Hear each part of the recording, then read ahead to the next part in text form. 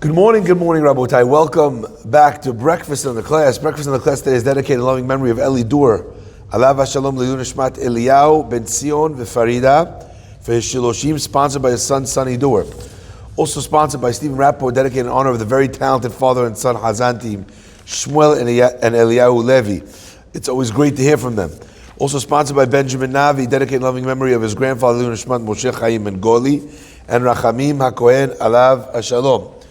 In loving memory of Myron Mike Rishti, Alav Shalom Le'Nishmat Meir Ben Rachel, sponsored by his daughter Robin Beta, and dedicated for the speedy and complete refuah shlema for Avo Ben Sarah, Shani Shoshana Bat Lili, and Nathaniel Ben Batya, sponsored anonymously. Also dedicated by Yehuda and Yehudit Yovitz, in loving memory of Le'Nishmat the beloved son Mordechai Ben Yehuda Chaim, Alav Shalom, and as well for refuah shlema for Rabbani Chana Farchi, Chana Batzim Fega, and Rabbi Eli Abadi Eliyahu Shimon Ben Vazav for to name.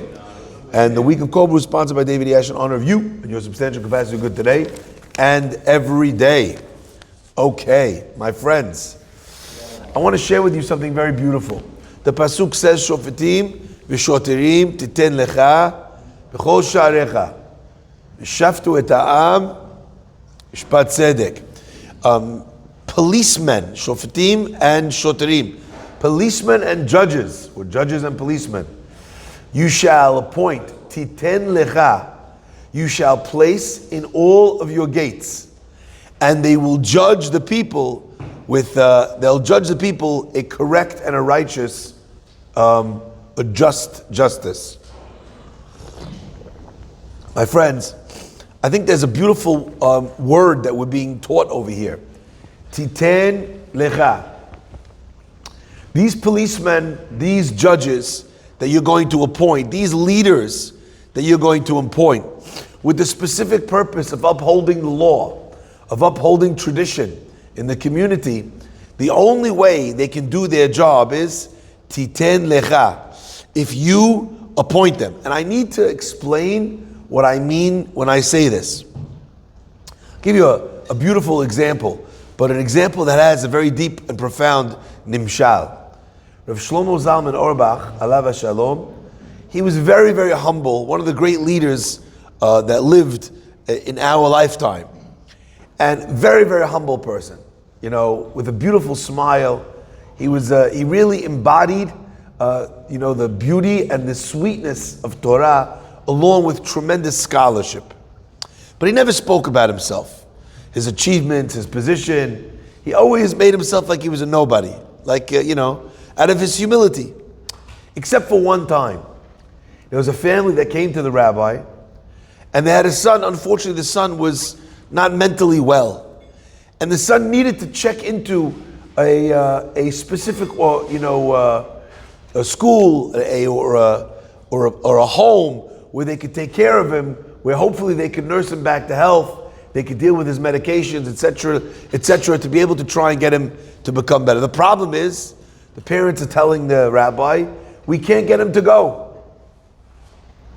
The kid's refusing.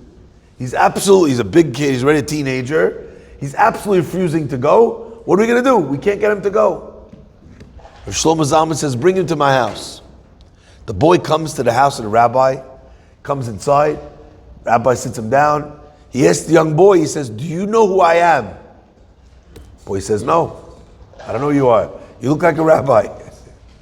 He says, I'm not just any rabbi. Rav Shlomo Zalman was very short. He stands up as tall as he can, and he says, my name is Rabbi Shlomo Zalman Auerbach. And not only am I a rabbi, but rabbis from all around the world, when they have questions, you know who they send their questions to? They send their questions to me. I'm the biggest rabbi. Everyone is looking. They never heard him talk like this in their life. And then he says to this young man, he says, and I have a very important mission for you. As the Gadol Hador, as the biggest rabbi, I have a very important mission for you. He says there's a certain home in the north of Israel, and I need someone to look after this place and to make sure that everything is run correctly. He says, I am hereby appointing you as the rabbi of the organization. And I'm sending you there to make sure that you look and you check that everything is being done the correct way, the Jewish way, the right way. It's your responsibility. And I'm appointing you and I'm ordaining you as a rabbi. Please, the boy's face lights up. The great rabbi of the generation just made him the rabbi. Not only did he make him a rabbi, he gave him a job and a mission. He's got to go look after all the people over there, check that, make sure the food's kosher, work on the eruv, do everything, take care. He's the rabbi. His parents came back to Rabbi Shlomo Zalman. They said, when it comes time for the holidays, he doesn't want to leave. Shabbats, he stays. Because how's he going to leave the place without its rabbi? My friends, it's a beautiful story of a rabbi who cared so much about someone that he spoke about himself in a way he never did. And he did something with such sensitivity that he knew he would need to do in order for this boy, who was not mentally there, to feel like he wanted to go and he wanted to be in this place where they could look after him and take care of his health. Beautiful little story. But in my mind, the story is not only about Rav Shlomo Zalman and a boy who was mentally handicapped. It's a story about every rabbi. It's a story about every leader whose power and ability to be able to communicate a message or to speak to someone or to something in a time of great need or crisis depends on the misra, on the job, on the title, on the kavod that the people give the rabbi. If you have a community that has a rabbi and they have no respect for him, you know, it's not about the rabbi and his respect. That rabbi is powerless. He has no legs and he has no arms. There's nothing he could do in the community if something comes up. He has no oomph. He has no ability to change something. He has no ability to stand up for something. You know why? Because the people have not placed that kavod, placed that power in his hands. Says the pasuk, you want to uphold the law in your cities, you're going to need judges and you're going to need policemen. But the policemen and the judges are only as powerful as the power that you give them. And we are witnessing this in today's day and age in a way where we've never seen it in this country. We have judges, we have police. What power do the police have in this city today? Zero. You walk in, I see people, I don't know if you've seen it yet. Have you seen someone steal from a store yet? Yes. With my own eyes. Morton Williams. Guy walks in, fills his basket, walks out. And what's the manager telling the people, his workers? Leave him, leave him. You know why? Because if they tackle him, they get sued. What kind of judges? What kind of police? But when you have people marching in the street saying that the police should have no power, what happens? The police have no power. My friends, but I keep saying this again and again, the job of a Torah student is to see the Torah with the widest lens and not the most narrow lens. When we talk about our leaders, what kind of kavod and power do we give them? And I must add to this, your children are watching the way you speak to your rabbi. And I have to say that you may have a rabbi who was a great rabbi from the last generation. My rabbi was Cham Yaakov Kassin. Wow, what a rabbi he was. I can tell you one thing. You know whose rabbi is not Cham Yaakov Kassin? Your children. And you know whose rabbi is Fishona Chacham Baruch? Your grandchildren. You know who's going to be their rabbi? The rabbis that today are the young rabbis in the community. Those are going to be their rabbis. If you treat them like they're youngsters, and that's how you relate to them, and that's the way you see them, and that's the way you speak about them, you know what happens? Your children have no rabbis. If we undermine the power and the decisions of the community, of a school that we send our children to, if we disagree, the synagogue, the school says that everyone has to, and I say, yeah, who cares what the school says? The school says you can't go take off until here. Who cares? The school says that you can't make, I don't know if you know this, my daughter, they have these rules about making bat mitzvahs, about making bar mitzvahs, how many kids are allowed to come, they don't want competition. So you have lots of parents, my kids came to me, they said, oh, the other parents are not doing it. I said, I don't care, they're raising their children wrong. You can't send your kids to a school, and the kids are in that school, and the way you speak about the school is that their decisions don't matter, and they don't know what they're doing. Because you know what? What does your kid think when it comes to every other thing that they have to listen to the school about? The school doesn't know what they're doing. You have to think very, very carefully. When you undermine the authority of the people you want to have authority in the community. I find oftentimes that there's a little bit of a tightrope that we walk. And sometimes we have in our mind nuance to be able to understand what we mean. I'll give you an example for this. Can I give you an example? You know, I think sometimes the wrong person to ask a question to is your rabbi. I'll give you an example. You have a medical procedure to do. I think the person you're supposed to ask is a medical professional, not a rabbi. You should get a beracha from the rabbi. Rabbi should pray for you. If there's a halachic question about the medical treatment, you could ask the halachic question. But the idea that you're going to ask a rabbi which surgery to do, I mean, it doesn't make sense.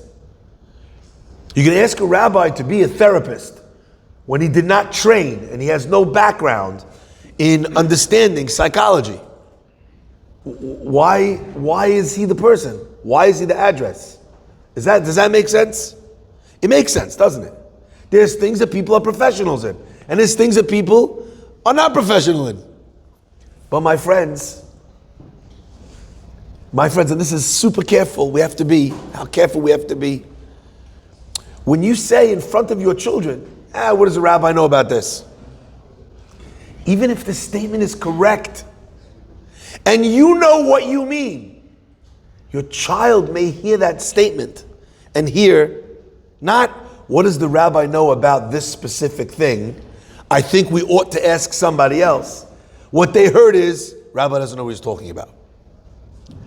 And unfortunately, at a later stage, when you're having some sort of issue, and you need the rabbi to talk to your daughter or your son, you already bankrupted any credibility that he's got. Shoftim v'shoterim titen lecha b'chol sha'arecha. Only you are going to be the one that gives that authority. My friends, it's not only true with rabbis and authority figures. I have this all the time where parents, mothers, and fathers undermine each other's authority. Don't tell mommy. Don't tell mommy. Just do it. Just don't tell her. Don't tell mommy. What are you telling your kid?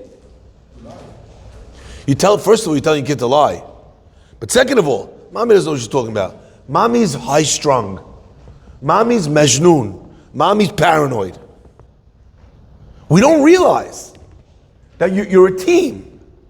And today, this job, you feel you're communicating the message very well. God bless you. Maybe you are.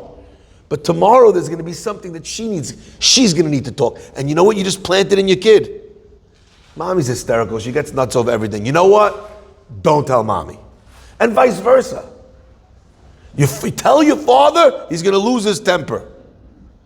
Now you told your child that your husband has an anger issue. He can't be relied upon to deal with sensitive information. Husbands and wives need to link up together and recognize that they are fighting not this battle, but all the battles together side by side. Contradicting each other in front of the kids. Arguing with each other in front of the kids and using language that, you know what, she'll forgive you, you'll forgive him. But the kid don't forget that you said, what are you, nuts? They heard you say those words that took their mother down a peg. I can't believe you're so selfish. You want to argue with your wife about something? Fadal. There's rooms in the house that have doors on them.